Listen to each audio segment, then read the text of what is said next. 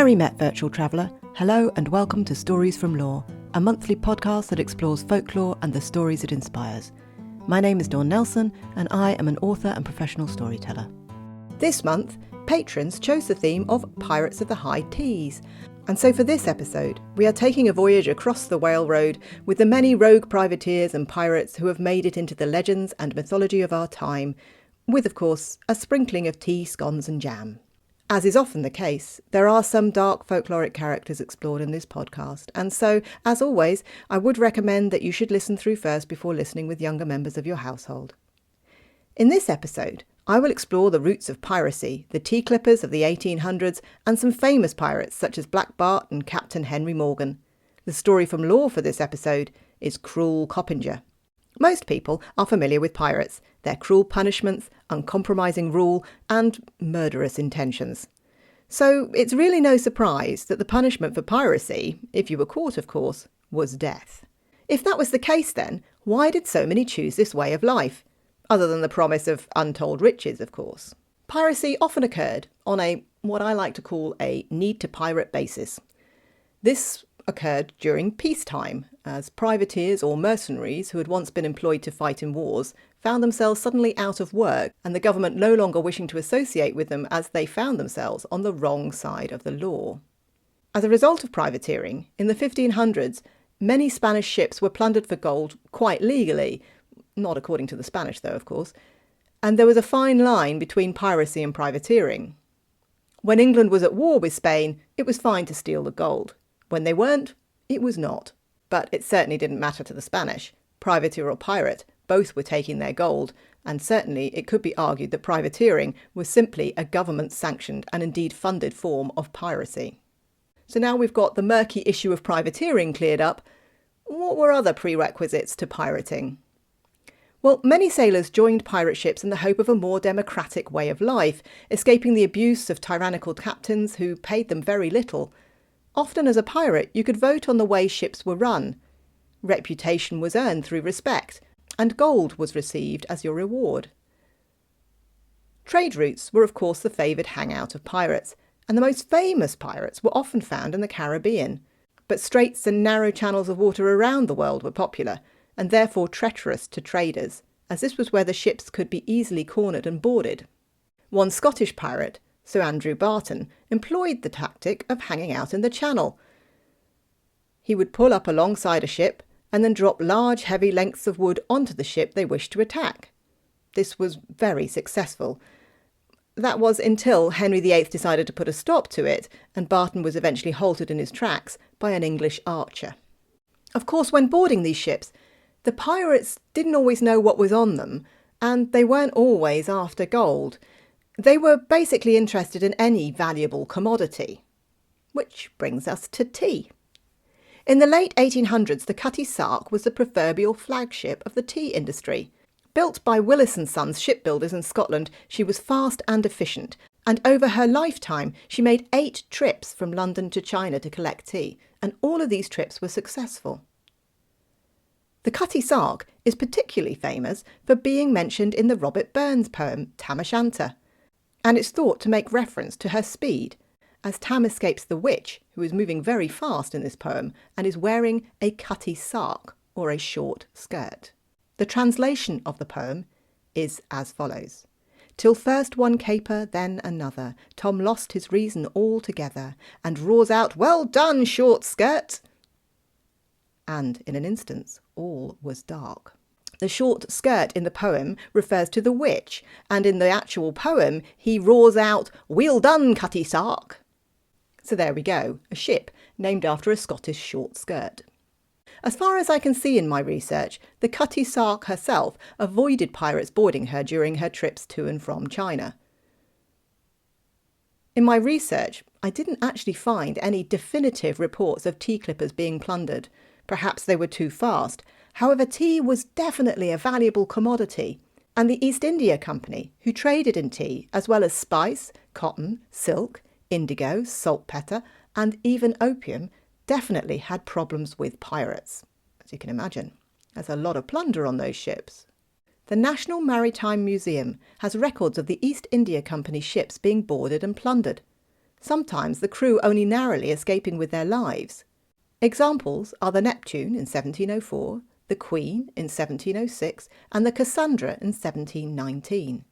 There are some very interesting pages from the logbooks of the East India Company, and they can be found on the National Maritime Museum's website, which I've linked to in the show notes. I may not have been able to find definitive evidence that pirates stole tea, but there are plenty of records that show that one drank it, and that pirate's name is Black Bart. Black Bart is a legendary Welsh pirate and one of the most successful pirates of his time. He was born in the village of Little Newcastle in Pembrokeshire as John Roberts.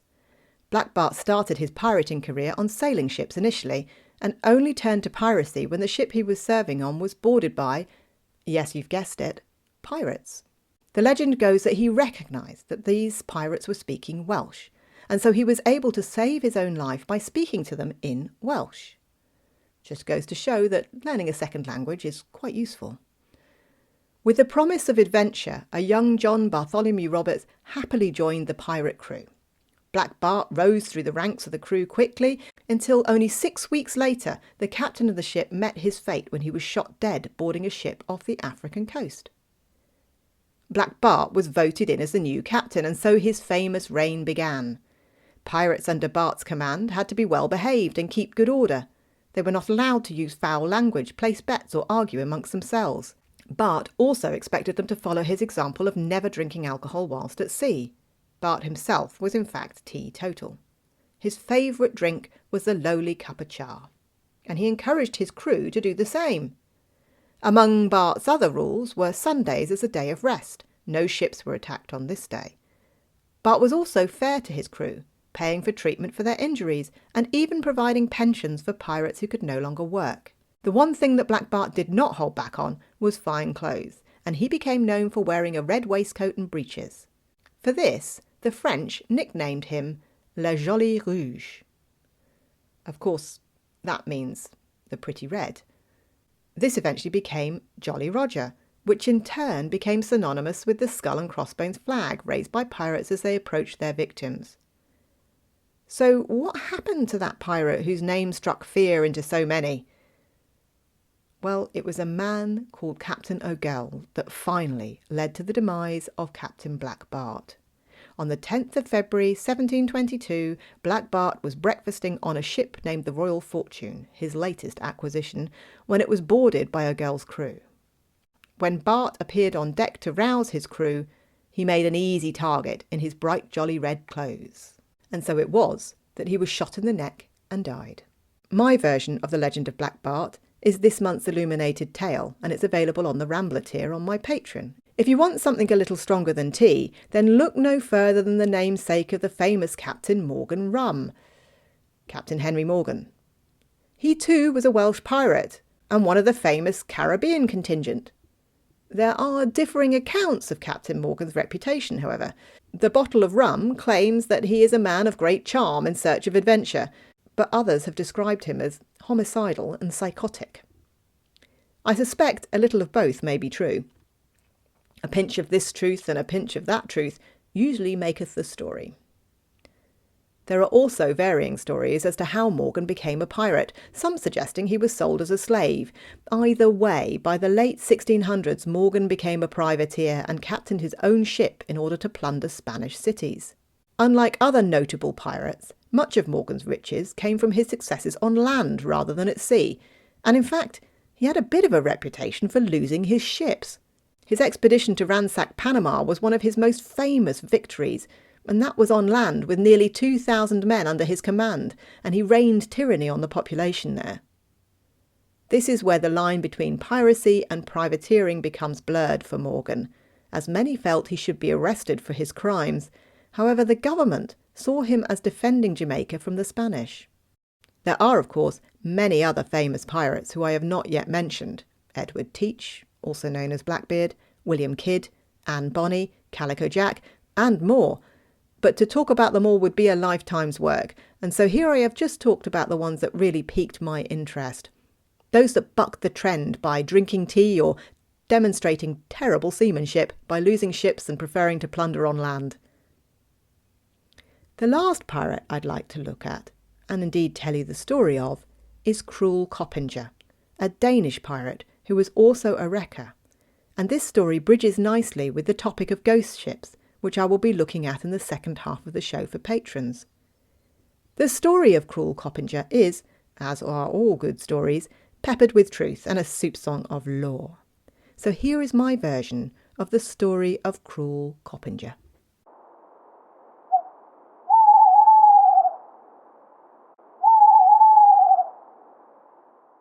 Cruel Coppinger was a pirate and a wrecker. He was famous for several years across the West Country. And he appeared at the end of the 18th century. He arrived on a ship in a hurricane, and many came down to watch as the ship struggled to make the shore. Many thought it would not, and in fact the ship itself didn't. Coppinger did, and the first that the residents of this particular line of coast knew of it was a naked man swimming ashore, climbing up the cliff and jumping onto a local girl's horse. That girl's name was Dinah Hamlin. He climbed onto the back of that horse and rode away. Time moved on, and the naked man who had climbed the cliffs and rode away with Dinah became known as David Coppinger. He courted and married Dinah. Quite right, you should think, if you're going to leap onto the back of a woman's horse completely naked, you should at least offer to marry her. Especially in that day and age, quite a scandal he caused with that. However, David Coppinger wasn't exactly a catch. No, Dinah Hamlin quickly became the wife of a pirate. The house became the place of secret meetings, which she had to service. It wasn't just pirates that gathered there, though. There were smugglers as well, and they were called there with the use of clandestine signal lights, candles in the window flickering strange Morse code. Dinah had little choice in this matter, but there was a part of her that kind of enjoyed this life. This man who had climbed out of the sea and onto her horse and changed the course of her life completely. Dinah could have anything she wanted when she went to market. She could do any deal she liked. She had the finest silks for her dresses and the finest food for her table. Dinah was never bothered by anybody because her husband was Coppinger. And everybody knew what went on in that house, but nobody was ever likely to say anything about it. Soon, Coppinger acquired a schooner. This schooner was called the Black Prince. With the use of this schooner, he became the scourge of that particular stretch of coastline. And while her husband was at sea in that schooner, well, she wasn't really responsible for what he was doing. For Coppinger was luring cutters with his own schooner onto the reefs around the coastline. He'd see a ship in trouble, see that they needed help. He'd go out with the Black Prince, indicate that he would show them how to get through the reef. As he led them towards the reef, he'd actually be corralling them onto it, wrecking the ship on the reef, and frequently drowning every man on board. He'd then board the ship with his crew and take whatever treasure was left or whatever was washed up on the shore. Coppinger took a horse, fastened a lantern to its neck, and then he hobbled the horse by tying its head down to its foreleg. He would then drive the horse along the cliff with the lantern swinging, and this would look like the stern of a vessel. Yes, Coppinger was not only a pirate, not only a smuggler, but a master wrecker. Soon, Coppinger's reputation got out. He was a cruel man, and he did not treat his crew well. Many did not stay, or met their death in uncertain circumstances. And so it was that locals were press-ganged into joining Coppinger's crew. If they ever dared to leave, well, they too disappeared. Finally, Coppinger's reputation reached the ears of the government. So much chaos was he causing off the coast of the West Country that a government-sanctioned army arrived to put a stop to Coppinger's ways. It is said that Coppinger got wind of the fact that the government were coming to put a stop to his ways, and so he made a deal. Nobody really knows who the deal was with, However, what happens next is quite clear. It was probably something eldritch in nature. For when the government appeared to take Coppinger away, Coppinger was travelling back into the bay, back from one of his pirating ventures. As his ship entered the bay, there was another one waiting for him just off the coast. This ship was like nothing any of the locals had ever seen. It certainly wasn't one of Coppinger's ships. It was dark and had the appearance of, well, a grey cloud. But it was definitely the shape of a ship. As Coppinger boarded the ship, a storm whipped up, akin to the hurricane that had brought him to the west coast in the first place. The locals, all the men that had come to take Coppinger away, could not reach Coppinger where he was. All they could do was stand and watch. Watch as Coppinger boarded this ship, and the ship disappeared into more clouds and perhaps the horizon. Nobody was really very sure. The sight of the ship had struck terror into the locals, and all that was left of Coppinger was black clouds rolling off towards the horizon. Nobody ever saw Coppinger again.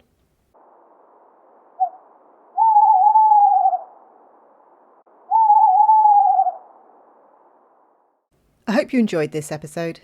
Of course, there is nothing romantic about the stories of these men. They were cruel in the main, and pirating, as I say. It was illegal activity. However, their stories are inextricably linked with the folklore of the British Isles. Thank you to patrons for their continued support of my storytelling and the podcast. I will go on to explore pirating folklore in the form of black spots, the Kraken and ghost ships in the extended version, which is available on my Patreon. And the second story from Lore for patrons will be The Legend of Davy Jones. My Patreon is called Rewild Yourself Through Story and is focused on using story to reconnect with the land we live on and the nature within it. You can become a patron to benefit from a range of rewards: digital zines, ways to connect with nature through story, audio stories, extended versions of this podcast, and even online workshops, and they are all available as rewards. There are, of course, other ways that you can support the podcast, and you can do this by sharing the podcast with your friends, leaving me a review, and all these things help these stories to travel to new audiences and find new souls to warm. If you wish to hear more stories woven with folklore and the old ways, you can find me on Instagram as dd_storyteller, on Facebook as dd_storyteller, and via my Facebook group Stories from Lore. I hope to see you there, as I'd love to tell you another story. Until then, toodle pip.